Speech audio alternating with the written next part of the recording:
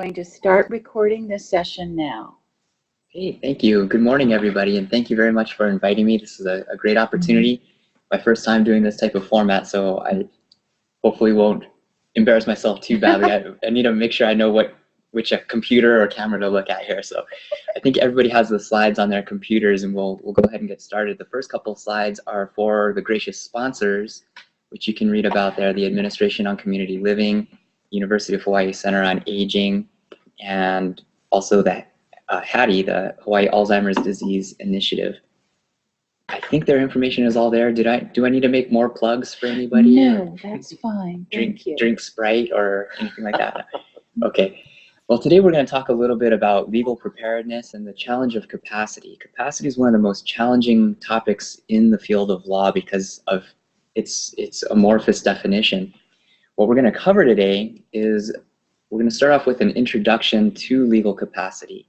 And then I want to give everybody a little bit of background on traditional law. Guardianships and conservatorships are the primary ways that the law has traditionally addressed the issue of capacity.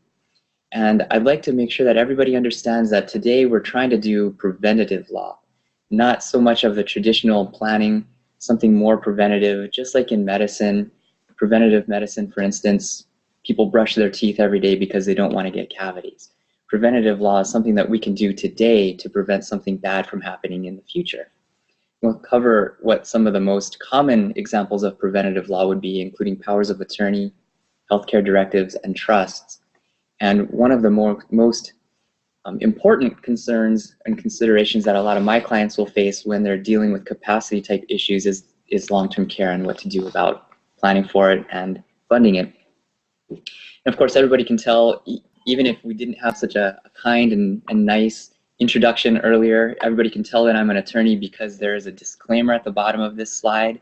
I always have to do this. This isn't creating an attorney-client relationship. This is primarily just for general advice, general information and not legal advice. Let's jump right into the topic at hand, which is legal capacity. What's our definition of capacity? Well, the definition is typed right there: the ability, capability, or fitness to do something. That's kind of a challenge in terms of definition. Whenever you have to use the term something to define a legal concept, you're going to run into problems, you're going to run into gray areas, and you know it's going to be something that attorneys are going to be able to fight about one way or the other, either for capacity or for incapacity. It's therefore a very difficult legal concept, and the important thing to note is that it's always based on context, that something has to be defined. We have a couple of fixed, good, solid definitions of capacity when we're talking about things like testamentary capacity, the ability to make a will, for instance. That's defined in case law, and we can look at that and understand whether a person actually had the ability to make the will that they actually created. The first question, therefore, when we're dealing with legal capacity is to ask, capacity for what? What are we trying to understand that the person needs to do? Is it make a healthcare decision? Is it designate a healthcare agent? Is it apply for public benefits, for instance? We have to look at what they're trying to accomplish as the initial starting point. An interesting thing that everybody should remember is that in the law, we presume capacity. Everybody in the United States is allowed to be presumed to make their own decisions, to be able to exercise their own rights and enforce their own rights. The presumption of capacity should always be the first place that we start. However, if a person needs assistance, they're unable to perform certain functions or make certain decisions, that's when we start to discuss their legal incapacity. Our challenge, and one thing that we're trying to focus on more and more in the legal profession, is to promote autonomy.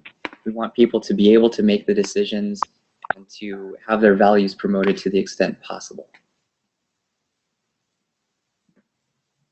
Diminished capacity is what we're trained to use in terms of the terminology when we're dealing with people who at one point had capacity and then now might not be able to make certain decisions. Diminished capacity is a challenge because people may have the ability to do certain things and be unable to do other things.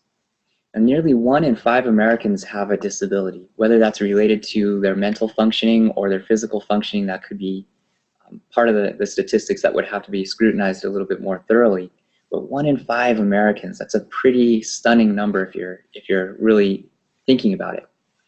Nearly 60% of adults over the age of 65 need assistance with at least one basic action or complex activity, which means that if they only need assistance, they're not incapacitated, even based on that activity that they need assistance with. They're capable of doing certain things, but their ability is slightly diminished.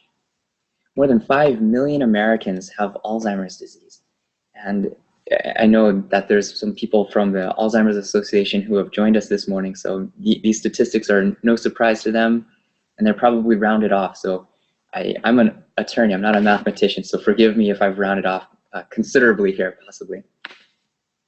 And 1 in 3 seniors dies with Alzheimer's disease or another form of dementia. And that, to me, when I read that, and I believe that I pulled that off of the Alzheimer's Association's website, that was astonishing to me. And it, I think, is really indicative of where we're going as a profession and as a community, what issues we're going to need to be able to address as a country.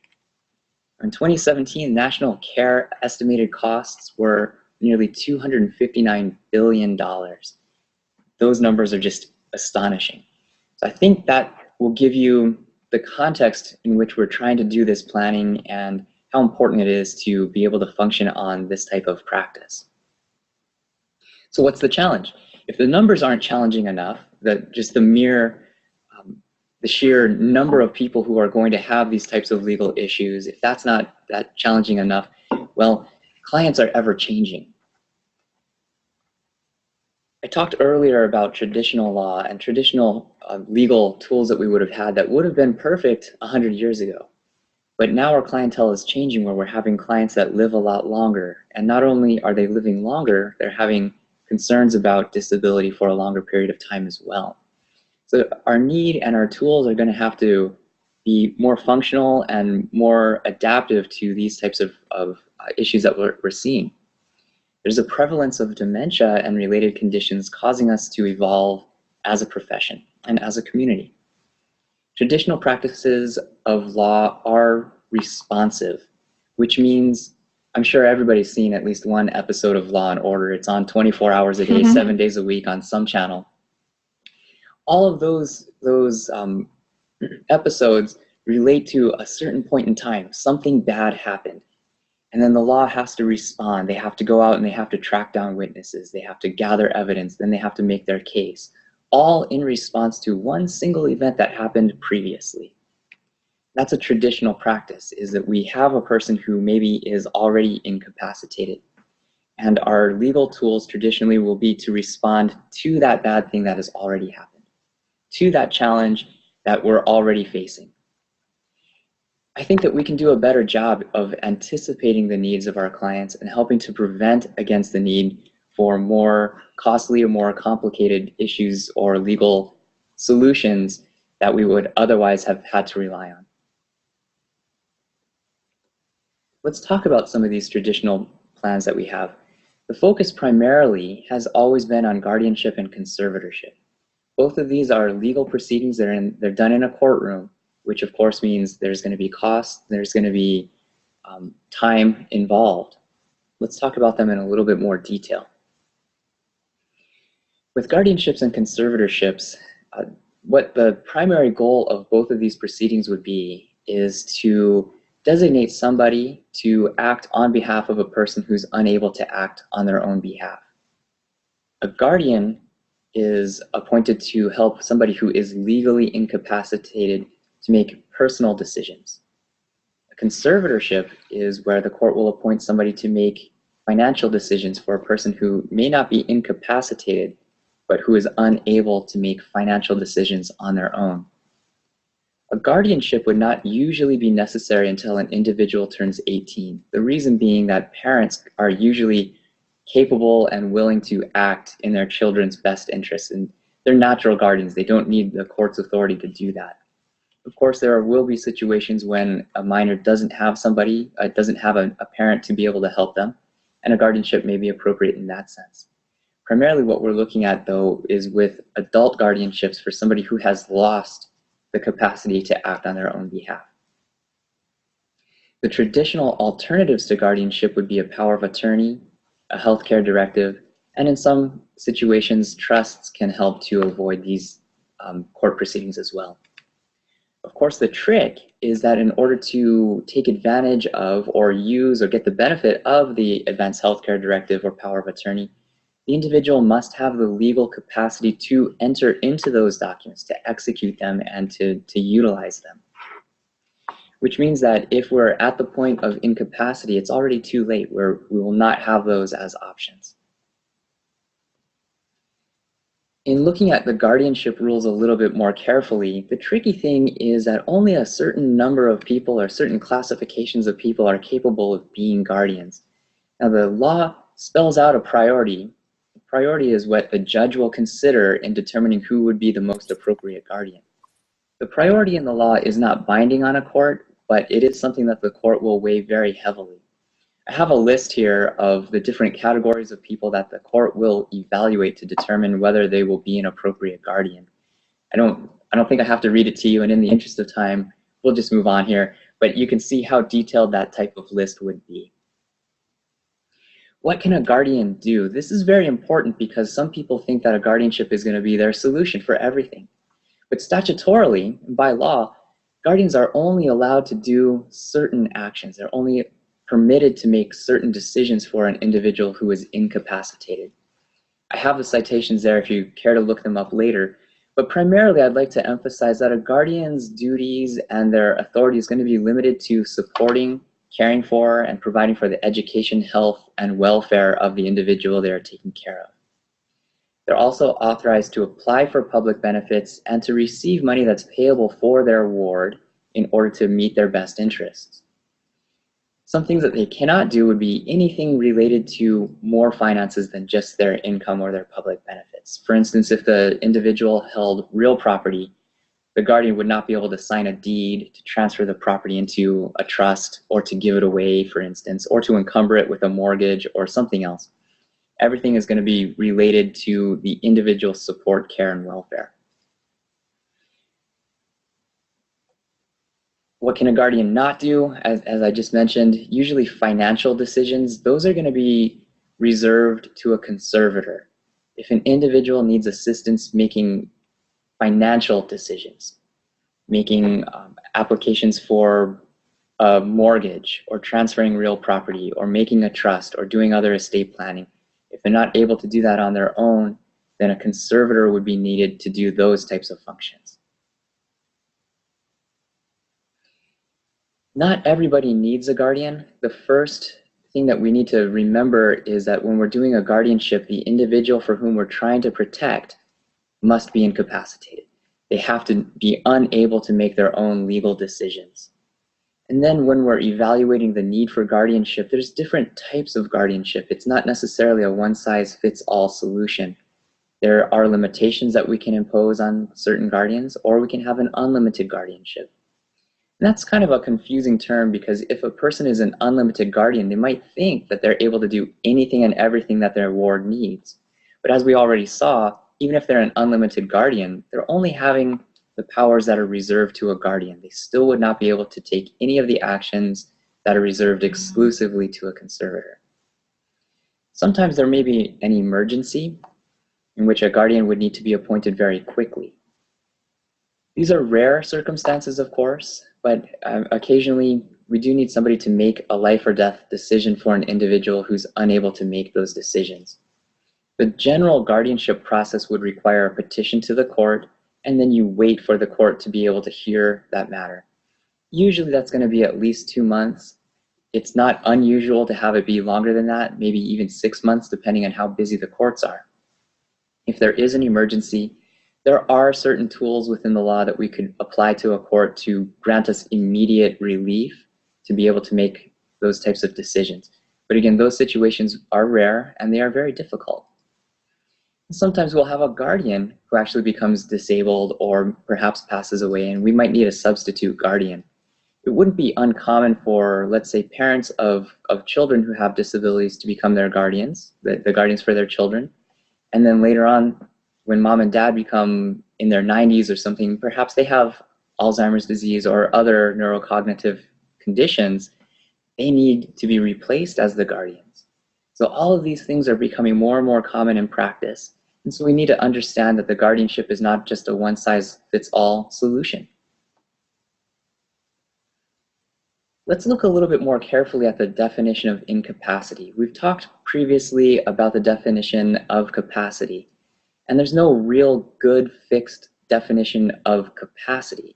But we do have a statute that describes incapacity quite clearly. And I will read this one just because I think that it's important for everybody to hear it in case you don't have your screens up. An incapacitated person is an individual who, for reasons other than being a minor, is unable to receive and evaluate information or make or communicate decisions to such an extent that the individual lacks the ability to meet essential requirements for physical health, safety, or self-care, even with appropriate and reasonably available technological assistance.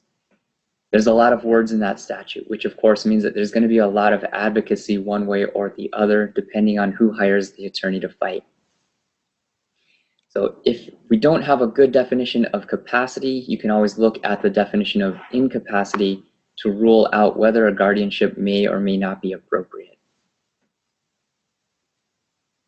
Before we jump into a guardianship proceeding or a conservatorship proceeding, we always want to look at alternatives. Is there a different way to accomplish the result that we're trying to get? Guardianships and conservatorship proceedings can be lengthy, they can be expensive, and frankly, they could be litigated. In case, for instance, we have one child who wants to take care of mom or dad, and the other child doesn't think that individual is capable of doing it, they're going to fight. That's going to draw out the process and make it even more expensive. Guardians are generally appointed for life, either the life of the guardian or the life of the person they're caring for. If they want to resign or if their ward recovers, they have to go back to court to seek permission to resign or modify the guardianship. Once appointed, a guardian or a conservator will have a lot of duties that they're going to have to carry out. There will be an order that the judge will grant, which will spell out the requirements of the guardian or the conservator. There's really very little room to be excused for not carrying out those duties. So it's not a position that somebody should enter into lightly without a lot of consideration. Additionally, we talked earlier about the importance of focusing on autonomy and trying to enhance autonomy. Well, the guardianship and the conservatorship proceedings could potentially limit the rights of the protected person or the ward.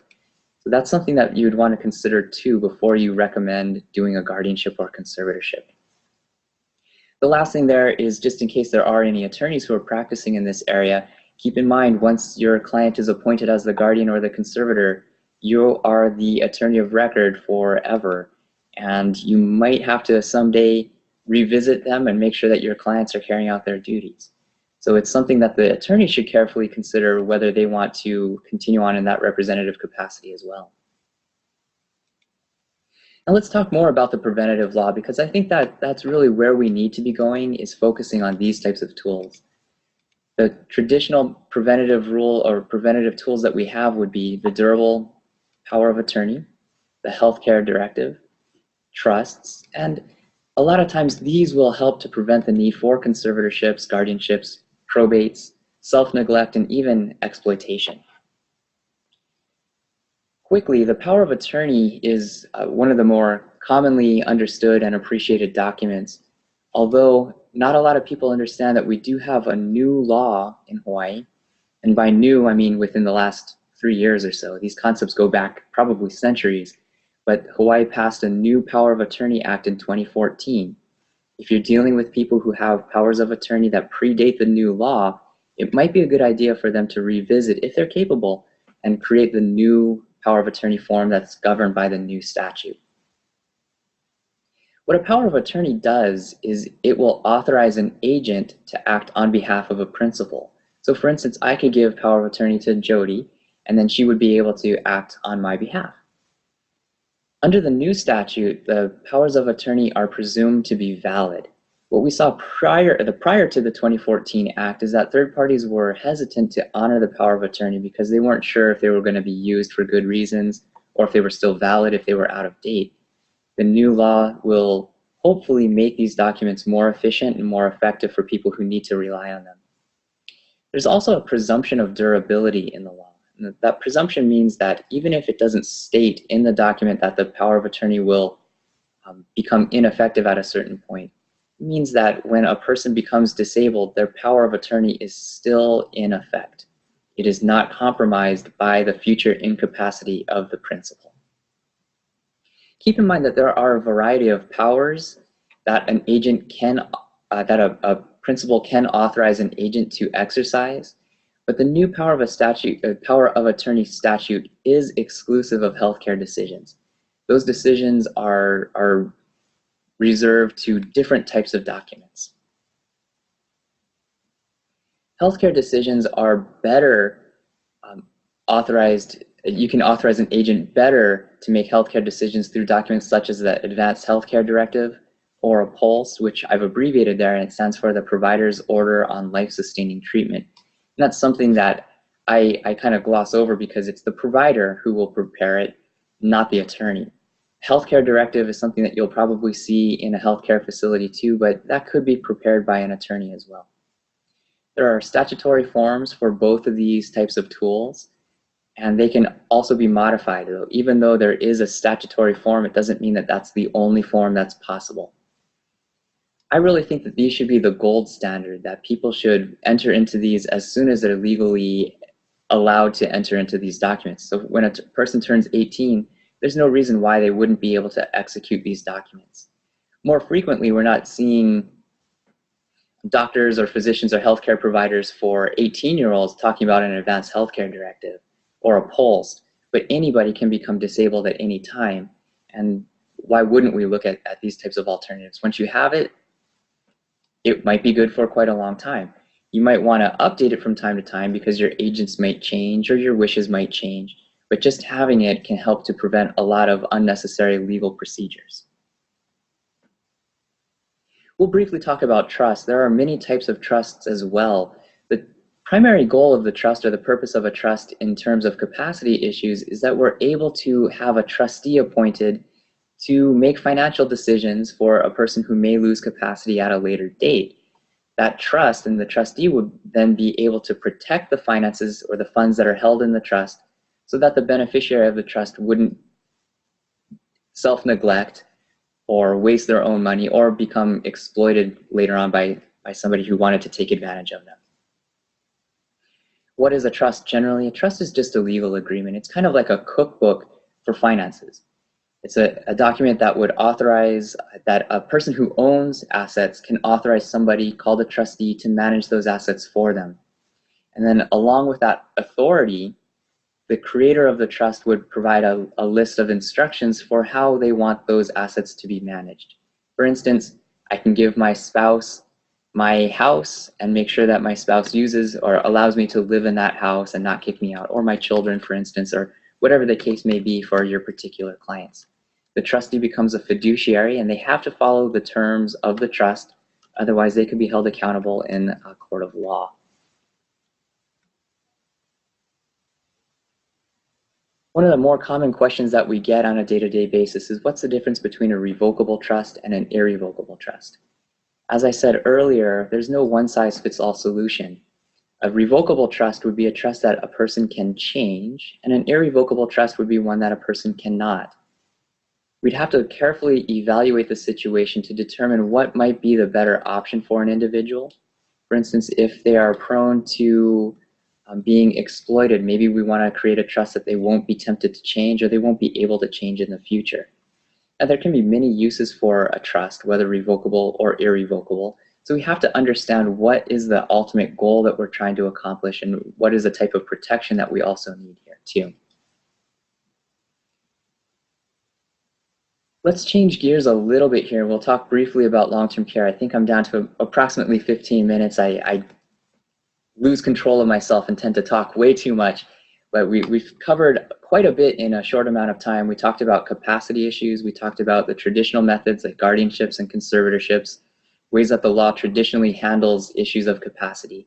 And we talked briefly about several of the tools that we have available to us to address issues of capacity. And one of the more pressing concerns or urgent concerns that our clients will face when they're dealing with the loss of capacity is something that is very scary for them. And that's, well, what if I need long-term care? What if I'm unable to reside at my home? Or I'd like to reside at my home. How am I going to make that possible? How am I going to afford it? How am I going to make my home accessible with my loss of capacity? So what we need to be able to counsel people on is, what is long-term care? Long-term care is treatment for chronic conditions that don't necessarily require traditional medical attention. It's not something, for instance, that you go to see a doctor, it's cured, and then you go on your way, like an acute condition like a bone fracture. These are traditionally going to be concerns that people have that may be progressive. They're going to get worse over time, and right now there probably wouldn't be a cure for a lot of them.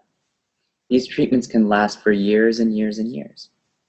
And the concern that a lot of people have is that their healthcare insurance probably doesn't cover a lot of these costs. Why would I need to plan for long-term care? Well, number one, long-term care is a relatively new phenomenon, which means we don't have traditional tools to address it. Traditional tools would have been something that was around, let's say, 100 years ago or 1,000 years ago. These are really very new, and our laws have not really kept pace. We don't have tools that are immediately available to address these new concerns. The other concern that people will have is that the cost of long-term care can be, frankly, devastating. It can be so much that it can really wipe people out. It's not uncommon for us to see bills approaching $15,000 a month for skilled nursing care. Now, it's also important to note that long-term care is not inevitable, but the chances of it becoming a part of life does increase with age. As I mentioned earlier, a lot of my practice focuses on estate planning, and traditionally estate planning attorneys would focus on things like taxation, the estate tax, for instance, or income tax. Probate avoidance. People don't want their estates to go through probate or to be locked up in the court. And that's all understandable, and those are all still very important considerations. However, let's look at a couple of these numbers here. The estate tax exemption went from what people thought was going to be zero in 2010 to being almost $11 million in 2017 for a married couple. It just doesn't become much of an issue for most people. The majority of Americans, probably approximately 99.9%, don't have $11 million in their estate. So planning for estate taxes has become much less of a consideration. But going back to some of those statistics that I shared earlier, if 1 in 3 people over the age of 85 have some type of neurocognitive disorder, long-term care becomes a bigger concern that needs to be addressed more frequently. The trick is, how do we finance long-term care? Because people are going to want to have the care that they want to have. If they're going to need to have it, they want it to be something that's customizable to them, comfortable for them, and of course affordable to them. Financing long-term care is kind of viewed as a three-legged stool, meaning that there's 3 basic sources that we can use or tap into to help pay for the care.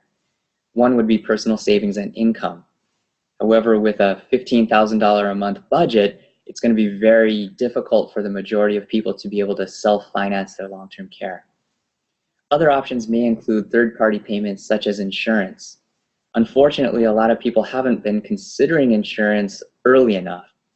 And when long-term care becomes a realistic issue for them, it's too late to plan. For instance, your client who's maybe over the age of 80 can't get insurance, but that's the first time they've been considering acquiring private long-term care insurance.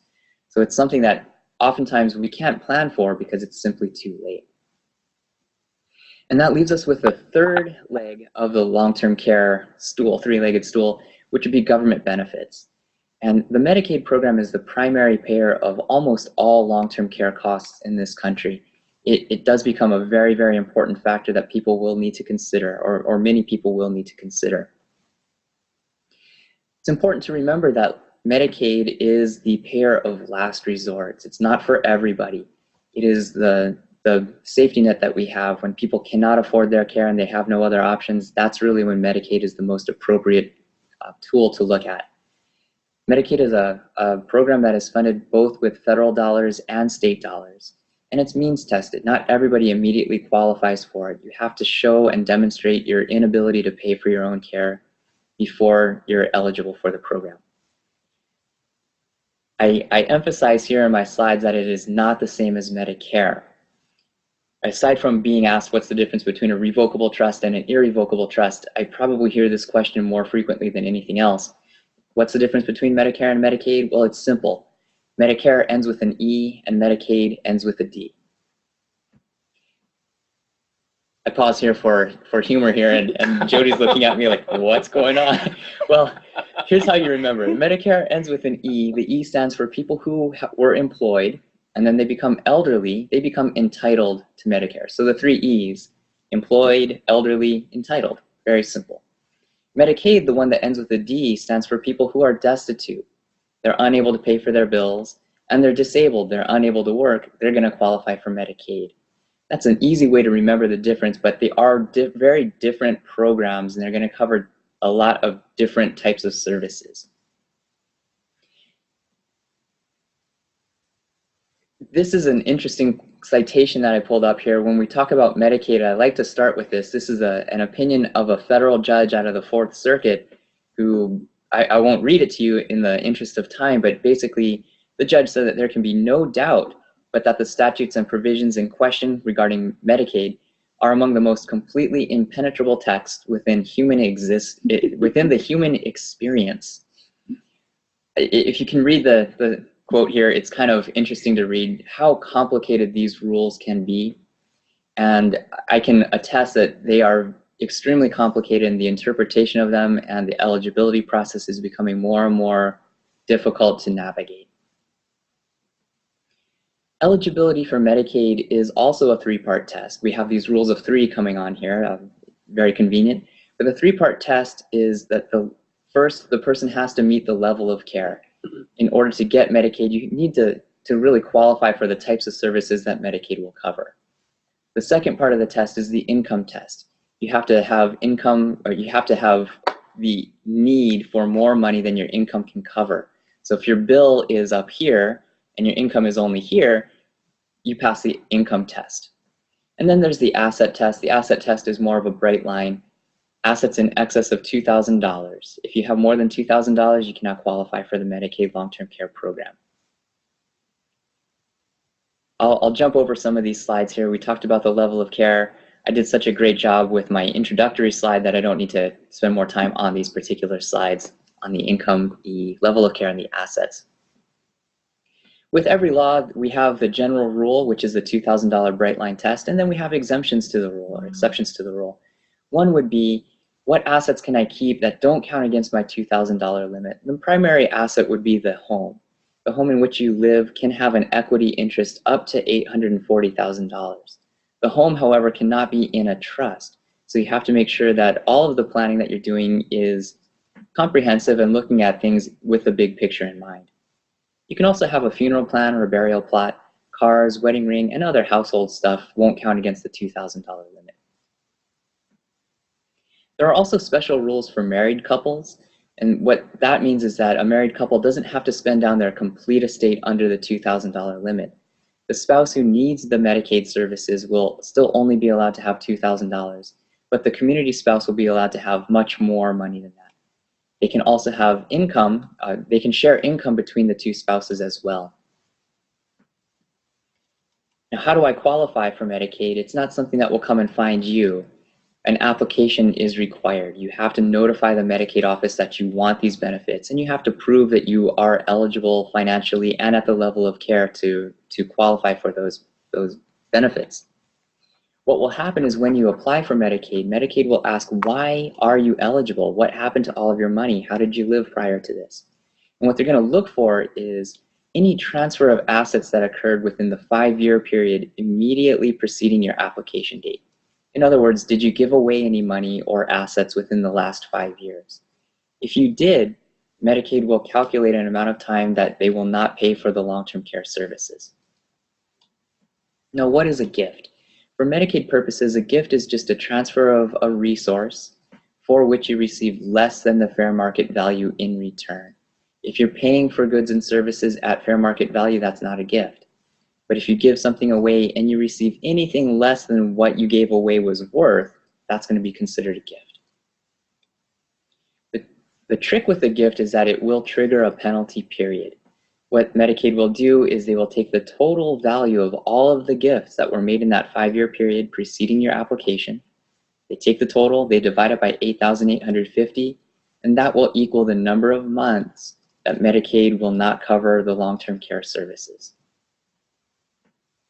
I've given some examples here on how to calculate the penalty period and what might happen. Now, there are cures for this. If you give away an asset and the person that received it gives it back, that would basically be a return of the gift, which would nullify the gift.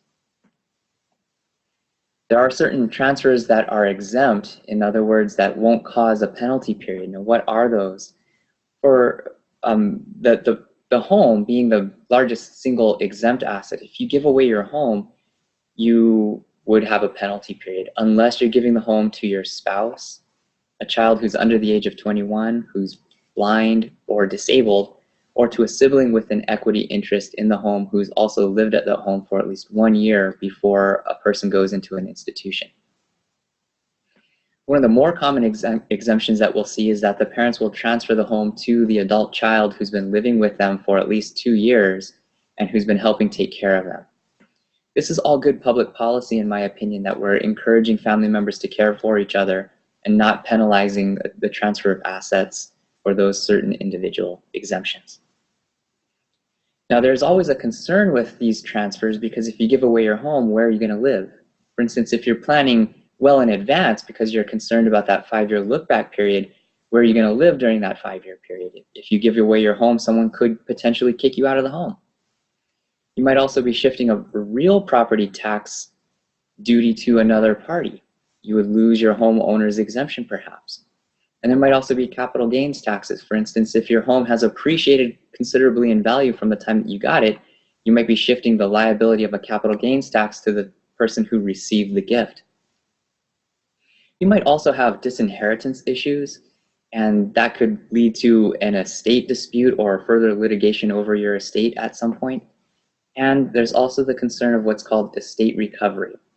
Estate recovery is when the state would pay for somebody's care who's over the age of 55, and then when that individual passes away, the state has a right to collect the amount of benefits that were paid from the home equity that is still in the decedent's estate at their moment of death. There are certain other exempt transfers, transfers that wouldn't include gift of the home. For instance, if you're gifting cash, you can give any amount of funds to your spouse and to children under the age of 21, blind or disabled, or to special needs trusts for people who are disabled. Now, keep in mind that a Medicaid gift is not exactly the same as a gift for purposes of the IRS. Although we're using the same language, the definitions legally are very different. And so there are concerns between planning for tax purposes and planning for Medicaid purposes. Now, in the interest of time, I think that we can jump through a bunch of my slides here because we talked about gifting, and these were just more examples in case I didn't spend so much time talking. I think it'd be more fun and more interesting for everybody who's on the call if we just started taking questions at this point. I think we're at a good point to do that. Thank you, Scott. Yes, let's start with some of the questions that have come into the chat. There's quite a few, so we'll take them one at a time. The first one from Roseanne: are you able to address the role of a public guardian and what their limitations are? I've noticed that even when a person has a public guardian, they still defer to decisions the person makes, especially related to placement. Oh, no, that's interesting. Well, the public guardian is a function of I believe it's the judiciary. The Office of the Public Guardian will serve as a guardian for individuals who are incapacitated, who have no other people who are willing or able to serve as guardian for them. So it's kind of like a last resort for them too. Their budget, as I'm sure everybody's budget, is somewhat strained, and the services that they can provide are going to be limited to their budgetary restraints.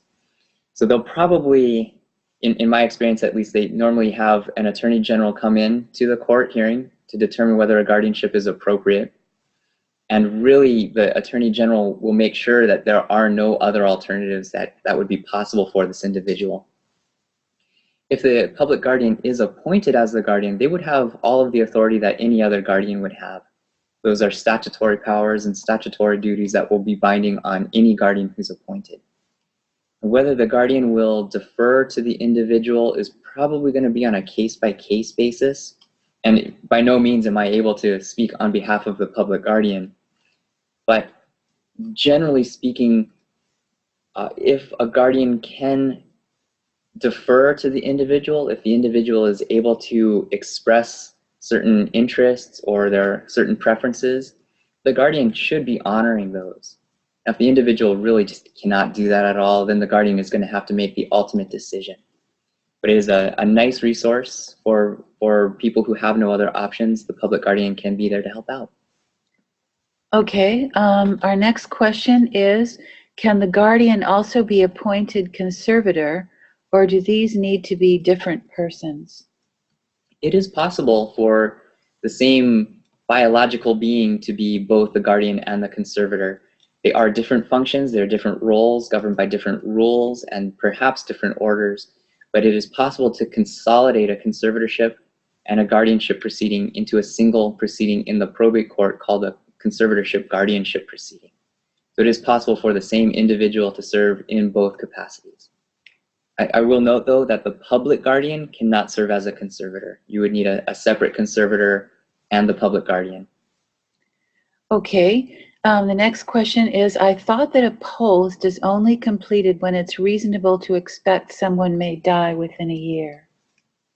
I don't believe that that's a requirement under the law. We can look at it a little bit more. Maybe somebody from Kokuamau. Yeah, I don't know if anyone from Kokuamau is here, but I've heard that Jeanette present, and everyone should not have a post. The only people that I've heard when they do presentations that a post, if anyone wants to speak up about this, but not everyone should get a post if they're not in the dying process. Sure. So I think that was Roseanne talking about that. Roseanne, I can find out a little bit more, but I think she's right.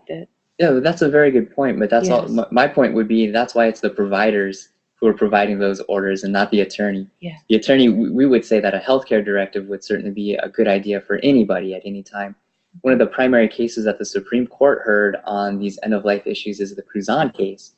And Nancy Cruzan was not an elderly individual at all. She was in a car accident. She was very young. Mm-hmm. So it would be a good idea if you have the ability to make a healthcare directive, meaning you're over the age of 18 and you have legal capacity, why not do it? Okay. Then what about a designated or non-designated healthcare surrogate decision maker?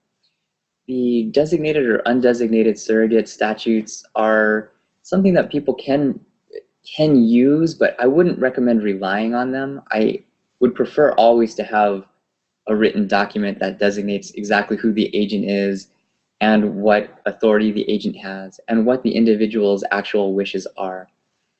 Although it's possible to have an undesignated or a designated surrogate make decisions, I think it is a little bit trickier, and the hurdles may or may not be met in every instance, and it's just not as safe. It's not something that I would recommend people rely on, although they are good options and alternatives if nothing else is in place.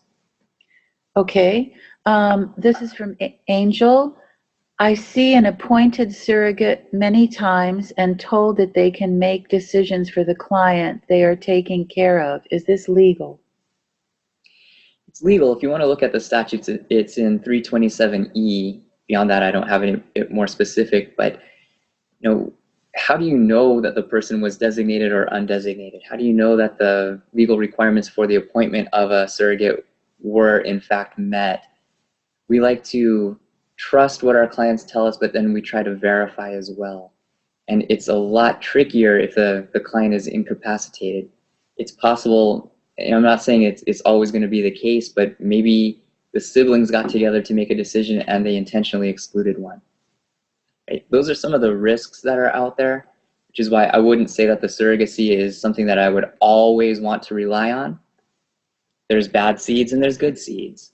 So if you can have better alternatives that are a little bit more sound and more reliable, I think those would probably be preferred.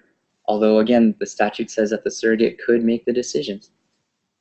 Okay, well, we'll have to take a few more of these chat questions and then we'll go to anyone live. If the married couple residing in the community has income exceeding $3,022.50, do they lose eligibility or are they expected to pay a share of the cost?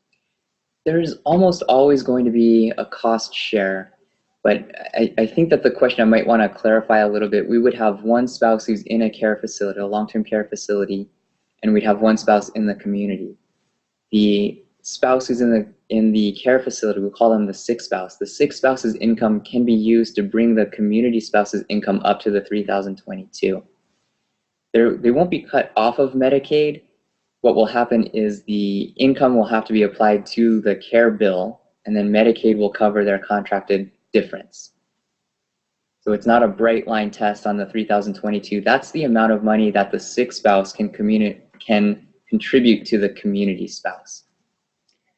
Okay. Who determines if a person is incapacitated? Must it be a judge? Legally, it must be a judge. Okay. Are the exempt transfer rules specified in state or federal law? Both federal and state law have pretty much the same provisions with a little bit of modification, drafting.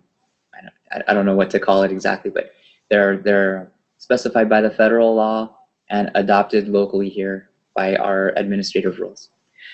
Okay, next question. If a person with diminished capacity sells their home, what can be done to reverse this action? Buy the home back. A person with diminished capacity sells the home. How do we undo the sale of the home? It's going to be very tricky. If you're alleging that the sale shouldn't have happened because the person didn't understand what they were selling, then you'd probably have to get, it would be a title dispute. If you're in the process of selling the home, it might be a conservatorship proceeding. If the home has already been sold, as long as there was no criminal act by the buyer, I think you're going to have a really difficult time. That's slightly beyond the scope of what my practice entails. You probably would need either a litigator or a real property attorney to help address that, but it can be very challenging. Wow. Okay, next question. I have heard cases where families have ignored the post, e.g. administered feeding tube when no feeding tube stated. Is this legal? If legal, what is the value of the post? Well, that's a very important question. I'm familiar with some cases where that's happened as well. They are enforceable. You'd have to take it to court, and at that point it becomes the judge's decision of what should happen. I have my opinion what should happen, that the instructions of the individual should prevail, but there might be other factors that go into a particular case. For instance, was there undue influence to get the individual to make that decision to begin with? It can be very, very challenging. I would suggest that most of the time it isn't the case that the care is contrary to the stated intentions, but of course there will be those outlying cases where it's not consistent, and those issues will be very difficult, but before a judge to decide. Okay, a next question. Can you speak to how guardianship relates to mental health diagnoses? For example, if someone has schizophrenia or has symptoms that are intermittent. It's a huge challenge. The guardianship cases that I have that deal with mental health situations like schizophrenia are very challenging. A diagnosis is evidence of capacity, but it's not a permanent legal finding of incapacity. What the court is going to have to decide is whether the person is capable of making decisions. And at some point, the individual may be able to make decisions, and at other points, they may be unable to.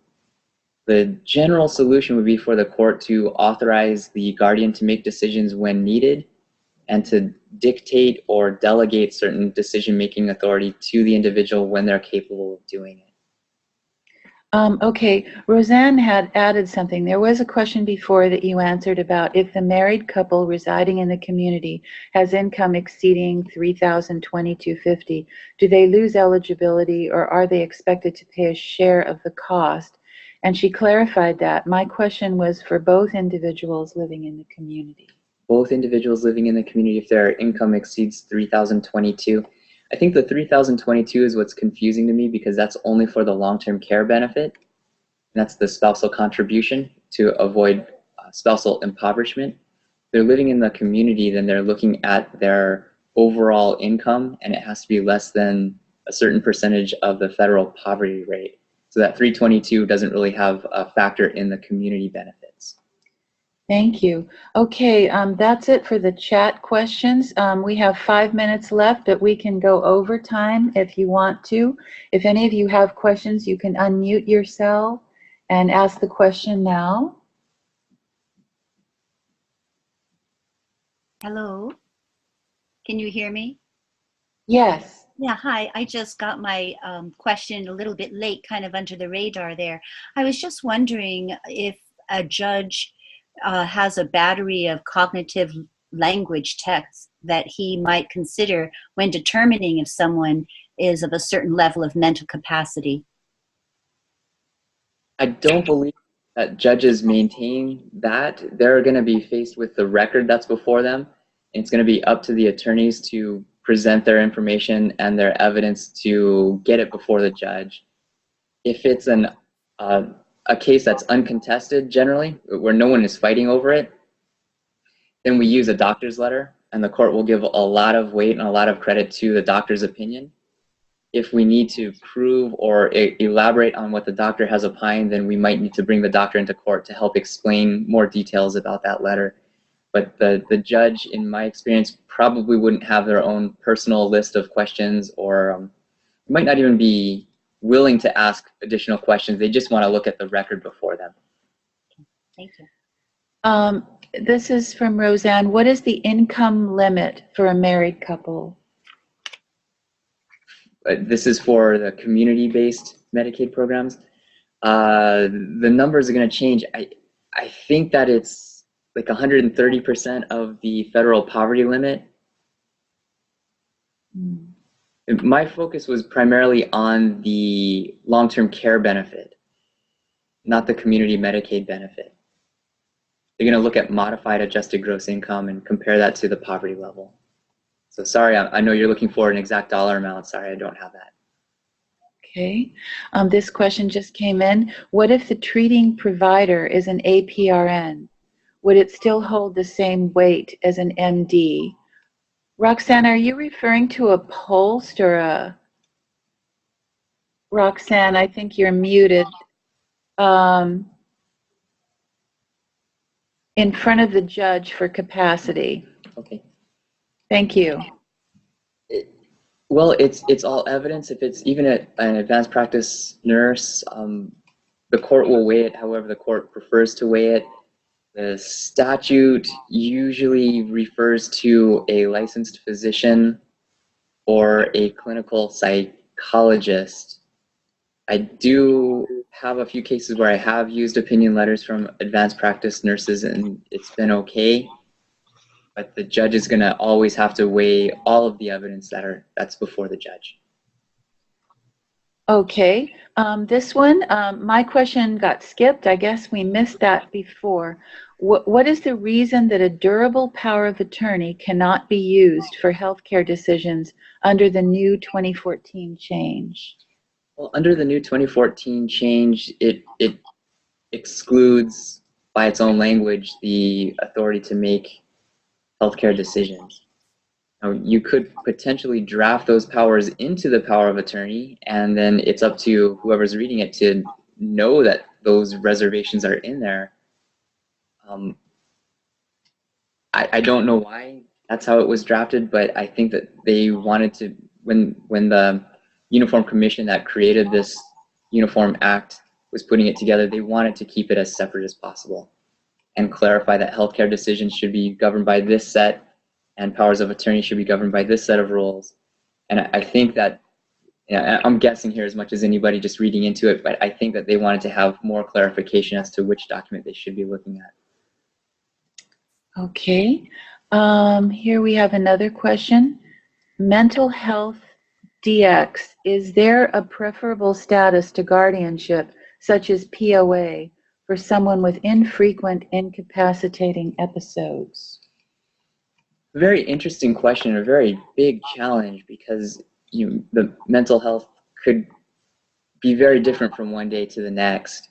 The challenge with the power of attorney is that it's freely revocable. So if an individual with a mental health diagnosis is just having a bad day and they're mad at everybody, they might revoke all of the powers of attorney and then not get back around to creating new ones when they actually need the assistance. The court order is going to be something that's permanent, where the guardian would be able to make the decisions all the time.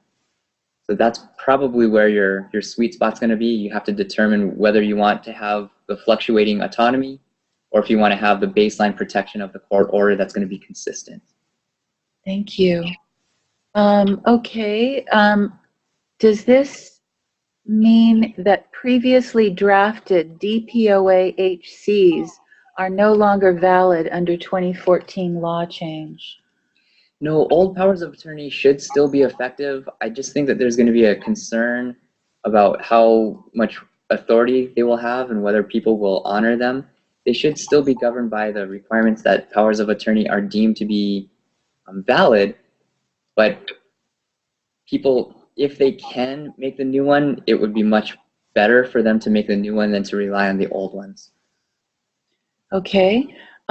Let's open it up again to anyone live or chat your question again. Does anyone else have a question or want to discuss anything?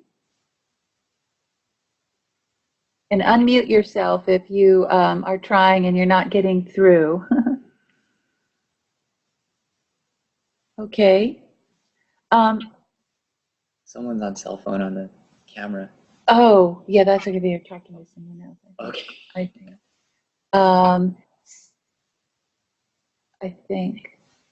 Okay, we're just seeing someone talking on the phone on camera, and I'm wondering because they're not getting through, but that's okay. She's talking to somebody else. I have a question or a comment about somebody with early dementia or moderate.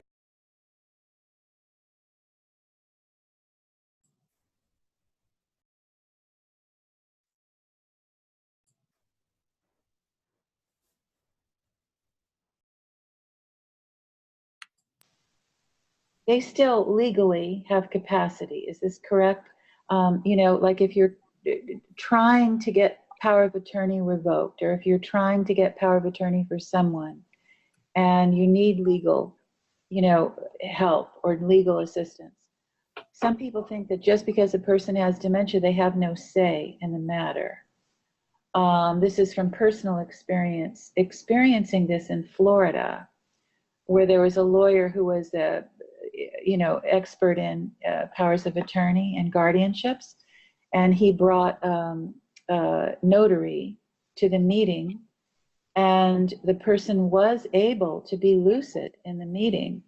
So consequently, that would hold up in court, that document was signed and the person was lucid enough to say, yes, this is what I want. So if that went to court and that notary testified that the person was lucid at that moment, that would still hold up, right? With a limited fact pattern, it should hold up. Mm-hmm. Because the law does presume capacity. You would have people that would be able to attest to the individual's ability to make the decisions that the individual made. It probably would hold up, but it doesn't mean that it wouldn't necessarily be litigated. People will fight over whatever they want to fight over, right? So there could be challenges. Now, there's an additional challenge to that, and that even if the person had capacity, were they being unduly influenced, right? You can be able to make decisions, but if somebody is, holding a gun to your head off screen or something like that, maybe you couldn't have made that decision, or you wouldn't have made that decision. So there's always going to be a level of risk when you're dealing with a person who has diminished capacity. And what you try to do is make it as possible, as good as possible for them. You're maximizing their abilities. If you know that they don't do so well in the afternoon, meet them in the morning. If you know that they're most comfortable with their daughter, meet them with the daughter instead of the long lost son or whoever who's been living abroad for many years. Get a doctor's letter that says they understand these types of things and they can make these decisions. So you just want to try to build the case the best that you can to make sure that you are really servicing your client and making sure that their wishes are honored. It seems as if you want to jump on it, you know, when they're still in the early stage and they still have lucidity during moments, they have rights, yeah? Sure. And their desire can be expressed, and I don't know, you might have experienced this, but a court wouldn't be a great place because they would be distracted. So it would be better in an office or something with less distraction, that this person who has fleeting moments of lucidity still. An office or the individual's home. We do house calls and we'll try to help maximize their abilities. But it's going to be case by case. Yeah. The sooner you can act on it, the better chances you'll have that you can still make the decision, that they can still enforce the majority of their rights. Yes. The longer you wait, the more difficult it will become. Okay. Okay, good. So one thing, unless anybody has any further questions, please email me and say what other legal topics related to dementia that you would like to hear about, because maybe we could have Scott back to address something in more detail if there's anything else all of you would like to discuss or hear about legally. I know that legal and financial are often ignored in care and treatment of somebody with dementia, and they happen to be so very important, right? Maybe you can talk about that. I mean, I've heard from Minnesota people who have a really good bar association, elder law bar association over there, to help people pro bono with dementia. They have a relationship with their Alzheimer's association. They say that often when a lawyer comes in, it really grounds people. I mean, they're overwhelmed by the diagnosis, and people say you can't do this. But if a lawyer can come in and just clarify, you know, the situation, it can really help, right, in the beginning of a diagnosis. It can help because it can be overwhelming for people to learn a lot of that information, and beyond just what am I going to do about my healthcare, they probably have 5 or 10 other concerns that healthcare providers wouldn't normally address, just like I wouldn't be able to address any of their healthcare concerns. But I can help highlight for them several things that might be important for them to consider now that they do have a diagnosis, or things that they can anticipate needing to do and to accomplish before maybe they pass away or before they lose the ability. Help them choose what their worst day is going to look like, right? If they want to stay at home, what are the 5 things we can do now to help you stay at home? You know, things like that. And so it's nice to hear that some people are not anti-lawyer, that we can have some benefit in the community every once in a while. We're not all about suing people. Ultimately, we all want to be able to help people. And this is a great field to be in, to be able to provide a good service that the community needs. Well, obviously you're in there for the right reason. That's really nice. Okay, we've got some comments. Thank you very much. We have another question that came in. Is there a listing of MDs, psychologists available to assess for mental capacity for lower income populations in Hawaii? I'm not aware of any such listing. A lot of times lower income people might have insurance that their primary care doctor can give them a referral, a psych evaluation or something like that, but I'm not aware of any particular listing specifically for low income people. May I share something that I heard? I know I see Dr. Takashita there today. This I heard from the Department of Geriatric Medicine and Dr. Misaki. They have a sort of policy that capacity should not be assessed by a regular MD. It should be a geriatric psychiatrist or a psychiatrist. and some of them do specialize in capacity. That question was asked by, let me see, who asked that question about capacity? Private, it was private. S. Rice asked, whoever that is, if you email me or phone me, I can try to get you referrals, because I know that there are some doctors that do that. They're called upon by the court, right? But I think that there can be some trouble if a regular MD tries to assess capacity and is not a psychiatrist or a geriatric psychiatrist. Dr. Takashita, do you know anything about that, or do you want to comment? Yeah, hi. Yeah. I can comment on this issue. The real problem is that we often refer these to more of a forensic case. So a forensic psychiatrist usually does these evaluations because and then the issue about the cost comes in. Low cost and forensic consultations are not the same at all. So it becomes a huge problem, and trying to get one is not easy. Okay, it's more complicated than we thought.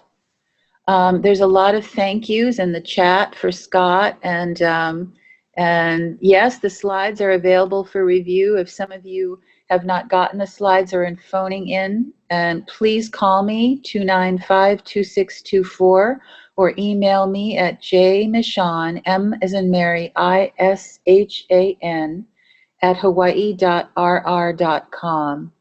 And we'll wait a second here if anyone has any last minute statements or questions. Okay, so we'll conclude the session now. And thank you again very, very much. And thank you, Scott, for being here. How generous of you. Thank you, everybody. Okay, I will, let me see, where is this stop recording?